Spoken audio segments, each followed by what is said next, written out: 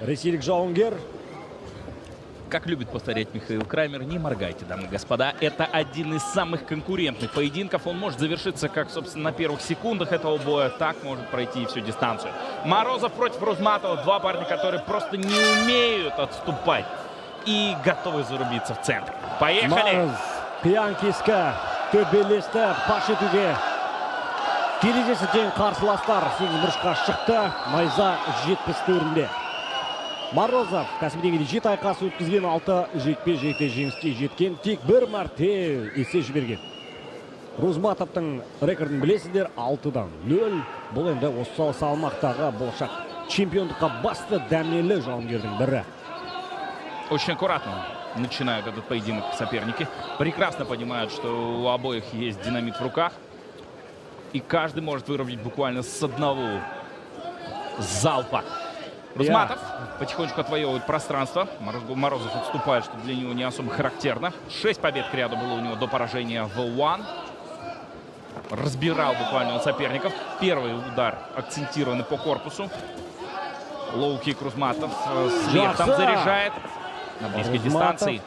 Самандар қазір қарсыластың бір қолмен жекелей ұстап, екінің астынан көтере соққан болатын. Морозов күреске тартып көреріне аяқ қамтылыс жасады. Рузматов қарсыластың мойнынан қалды. Жоқ. Асығудың да қажеті жоқ екендігін жақсы түсініп тұр. Пока в защиту. Лоу-кик. В ответ от Морозова. Столичный гангстер. Это прозвище Самандара Рузматова. И оно говорит о многом! Шындығында Астаналық, елордалық бұзақы деген лақабат дейікшен. Қазақша дұратын мұсақ. Бұл азамат шындығында бұзақы десе бұзақы. Серия из двух боковых от Рузматова. Опять в корпус. Перекрывается Морозов, закрывает лицо, но при этом Рузматов находит, если не брешет, то, по крайней мере, подходящей зоны. И фронт-кик цепляет, но опять в защиту. Морозов идет на соперника. О, Юрхен! Рузматов тамаша құлаштай ұрды. Морозовтың қорғанысы әзірге орнында. Мына тұста Самандар 3 соққыдан тұратын комбинацияны бір көрсетті. Әзірге соққы бағыттау бойынша соққылардың саны, сапасы жағынан бәлкім Самандар аздаған болса басымдыққа ие деген ойдамыз. Ал Морозов көбінесе күтуде. Өз жақындайды, бірақ соқпайды. Қарсыласқа жұмыс істеуге мүмкіндік беруде. Бірақ бұл очень низко опущенные руки у Рузматова. Он показывает Морозову: давай зарубимся. Я готов. И двоечка. Коленом с близкой дистанции. Колени в живот просит Диас Кабдулов, его тренер. Топ-тим. Морозовтың жекпе-жектерін тамашалап жүрген, көрген жанкүйерлер болса, бұл азамат үнемі алға ұмтылады. Үнемі ашық айқасқа дайын тұрған, қызу қанды өте сойқан мінезді жауынгерлердің бірі. Рузматов та қалыс қалмайды. Заходит. Морозов сблизился и... Қазір біз Морозовтың өткізген Самандардың соққыларының ізін байқады. Әсіресе оң көзінің астын жағы. Самандар инициирует борьбу, попытку, по крайней мере. Перевод не состоялся. Морозов подсечку хотел осуществить. И остается у всех бойцы. Морозовтың әскери самбодан және панкратионнан жеткен бір шама жетістіктері бар. Халықаралық дәрежедегі спорт шебері сақта ие азамат. Сондықтан да мынандай Отличный левый боковой. И он в челюсть залетает Рузматов. Уже серийно атакует Морозов. Мощный лоу-кик. Пытается зайти с апперкотом, пытается сократить дистанцию на скачке. Рузматов пока не получается. Большинство ударов в блок. Морозов хорошо защищается. Морозовтың қорғанысы жақсы деңгейде. Ну, пока Рузматов просто не работает по этажам толком. Он все метит в голову и заряжается. Широв. Да, Морозовтың раунд соңындағы бір кішігірім акробатикалық шоуында тамашалай алды. Начинает подход Рузматов за соперника. Дидар байқасаң, қысқа қашықтықта Морозовтың сәт сайын дәлдігі артып бара жатыр. Солай көрінеді. Соққылар да дәл тие бастады. Рузматов енді аяқпен За ногу, но это ключевое событие первого раунда. Подхват и дальше разворачивают Рузматова. Самандардың танауынан қан кетті қазір. Дана соққының бір нәтижесі болса керек. Санау секундтар мүмкіндік бермеу керек. Арқа қарсыласқа орындауға. Енді бірінші раунд қорытындысы бойынша алдын ала соғысуден аулақпыз, бірақ өте жоғарғы қарқынды сан қилы шабуылдардан тұратын техникалық тұрғыда өте жоғарғы деңгейлі айқастардың легін көрдік. Ардақ жанкүйерлер, естеріңізге салсақ, бұл Найза 70 турнирдің басты серіктестері Олимпиад букмекерлік компаниясы, Дар Лин бизнесті басқару платформасы, Саура ауыз суы бұл нағыз батырлардың суы. Бұнымен қатар қалқан сіздің иммунитетіңізге өте сенімді сауыт. Спорт плюс, Қазақстан теле арнасы және Найза ТВ сайты осында серіктестеріміз бар. Міне айқас. Бір раундтан кейінгі статистика көз алдарыңызда. Енді бұл жерде тейдаун бар деп есепке алмаса да болады. Тек қана бақылау партидегі аса көп емес. Бұл төрешілер қағазында Морозовтың тарапына аса бір басымдық беретіндей ұпай болып жазыла қоймайтын түсінікті. Екінші раунд басталды. Тағы да Самандар бірінші нөмірмен алға тіке. Оңайықпен тіке соқты. Қазір енді өзінің қарсыласының қорғанысын бұзадыра осындай батыл соққыларға жиі екі арта бастайды. Морозов Самандарға жұмыс істеуге мүмкіндік беру арқылы оның қорғанысынан саңылау іздеп жүр. Кел дейді Самандар. Қысқа қашықтықта қоян қолтық төбелесіп көрейік. Іздеген де осы. Іздегенге сұраға Морозов жақындады. Самандар біраз соққысын әзірге дәлдігі жағынан енді көз қуанта қоймаса да, бұл соққылардың ауырлығы бар және тиме қандай. Секре бар. Морозов перекрывается, это правда не похоже на него в тех боях, которые он проводил в российских промоушенах, тогда как он просто пер на соперника. Он шел и рубил оппонентов, оказывая постоянное давление Рузматов. Морозовтың сол жақ көзі, яғни қабағы жарылып үлгерген екен. Самандар қазір зажимают его у сетки. Қарсыласына бұлай ұрғызып қойғыға мүмкіндік бермеу қажет деп тұрды. Бұрылды. Тиісінше қарсыласының қолын байлап қазір бұл позициядан шығып кетуге Самандар тұрсады. Соққылар көріп тұр Самандар. Бірақ жылдамдық бірінші раундтағыда емес. Сонда жақсыну керек. Самандар прекрасно понимает, что ему нужно забирать в актив этот раунд. Отличный удар в корпус от Морозова. Тайминг, стон-кики, да? Его отличная двоечка. Уклонился от удара. Тут же разглядел шанс. Заряжается на один. Рузматов пытается буквально снести соперника одним ударом. Но все это видит Морозов. Прекрасно. Вот и в корпус наконец-таки. Апперкот. Скользь пролетает. Серийно летит уже Морозов. Соққылар алмасу сәтінде де екі тарап бір-бірін аяп қалып жатқан жоқ. Рузматовтың қарсыласының қорғанысына бағытталып жатқан соққылары. Қазақстандық жауынгердің бір құлағы түрулі үнемі өз бұрышындағы секундантарын тыңдайды. Морозов енді күреске тартып көре ме? Пытается стянуть уже Морозов соперника. Енді Морозов бағанан бері біраз соққыларды қабылдап тік тұрып айқаста біраз күшті сарп етіп алғаннан кейін енді партерге қарай белдесуге шақыруда. Әзірге Самандардың оған көнуге де ықыласы да жоқ, түсінікті. Диас Кабдов кричит: устал, подсказывает так Рузматову, но мне кажется и Самандар свой бензобак наполовину как минимум опустошил за это время. Подключает джеб, его просят. Екі жауынгерді шаршады, ол түсінікті. Джеб боковой, все на дистанции. И Тамаша, вот здесь мне. прошел удар у Рузматова. Самандар оң қолмен. И Морозов инициирует борьбу. Опять перевод от него. Дегенмен Морозов бұл тұста аздап тыныстап алуды жөн деп шешкен сыңайлы. Қазақстандық жауынгердің екі аяғын байлап енді кеуде тұсына қарай өрлеуге тырысады және арқасына шықты. Перекрывается у Жауапсыз сетки. соққылар. Работает коленом и Морозов. Рузматов Разворачивает, все так же просит Кабдулов. И разворачивается самостоятельно. шығу керек. Бұл Много Самандардың- ненужных ударов пропускает колено в корпус от Рузматова. Самандардың бұрышы айғайлап айтып жатқан. Пошли локти, шынтақты колено қосты. опять. Тамаша. Морозов сам разрывает клинч.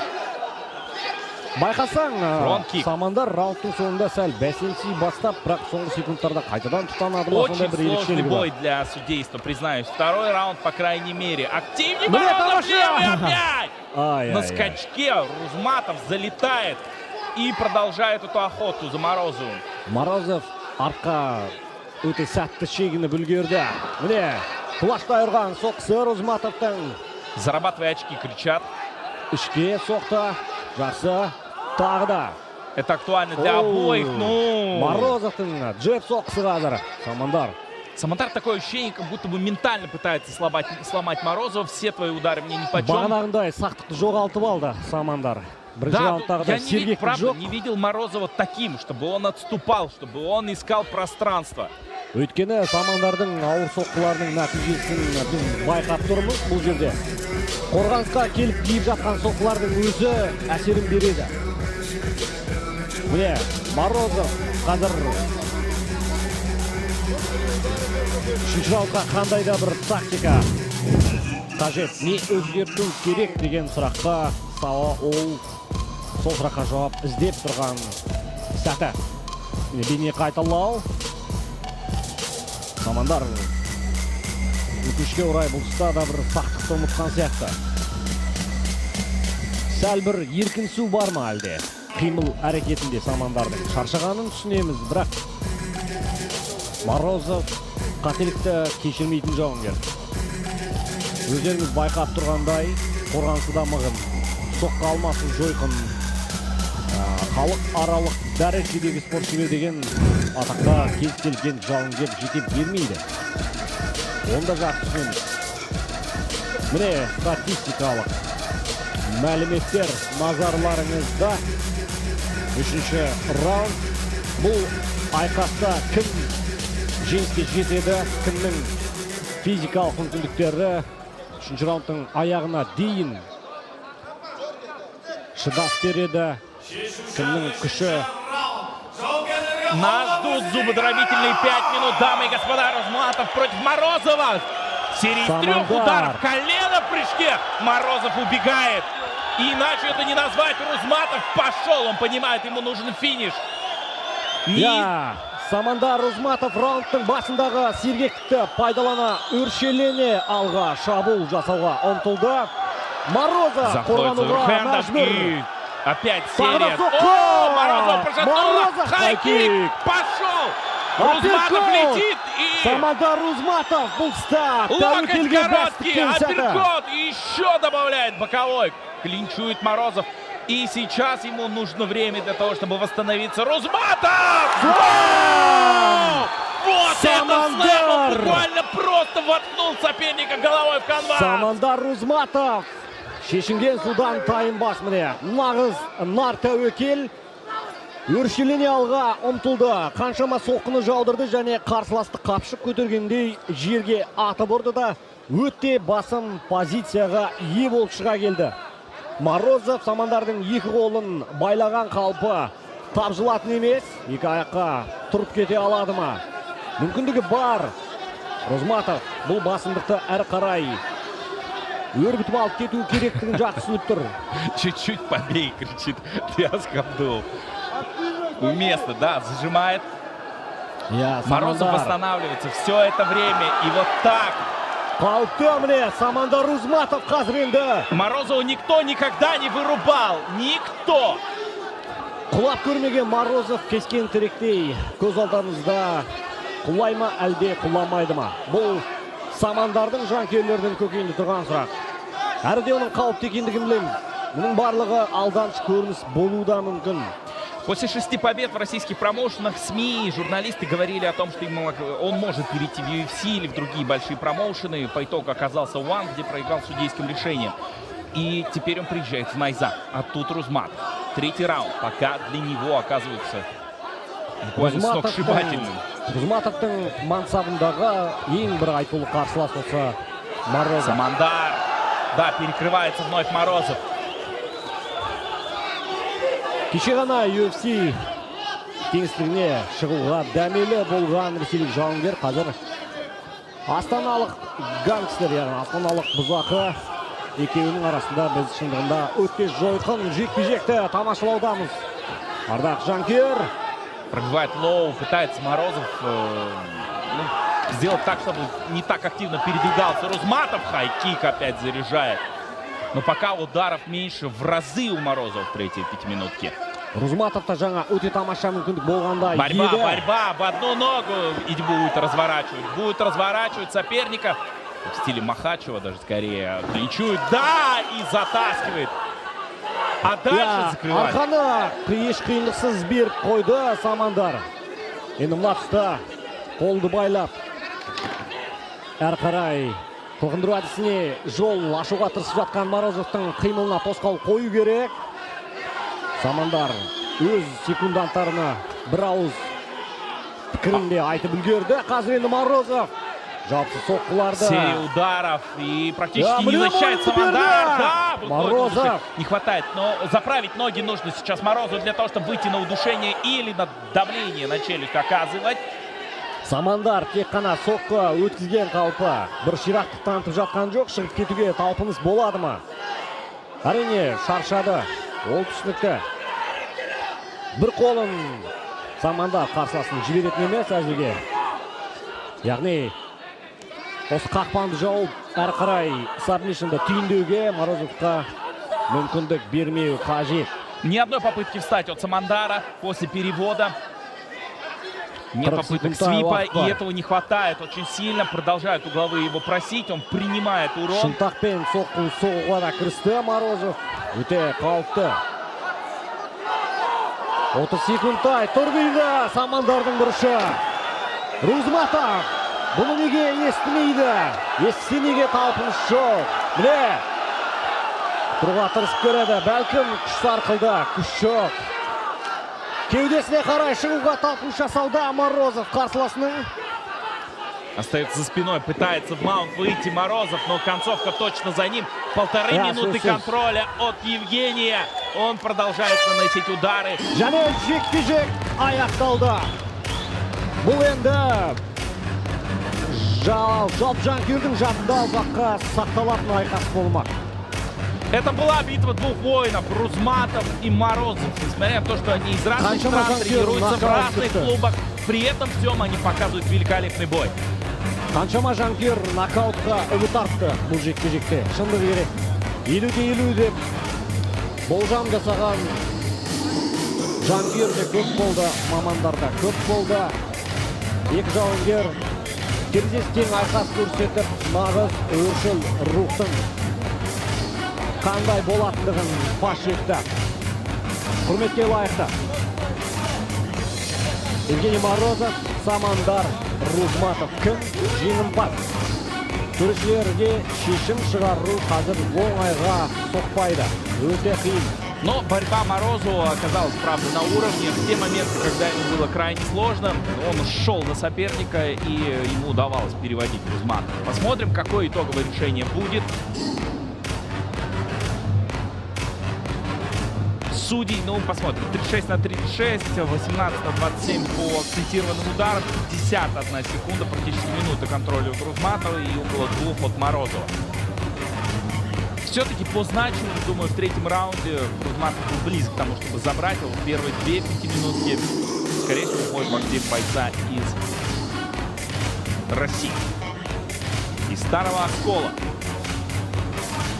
Опять мнение только комментаторов. А вот судьи уже вынесли свой вердикт. Узнаем скоро, друзья. Не битый Рузматов идет на серии из побед. 6-0 на данный момент. Морозов, который потерпел поражение в последнем своем поединке в One, провел, возможно, один из самых сложных боев в своей карьере в целом.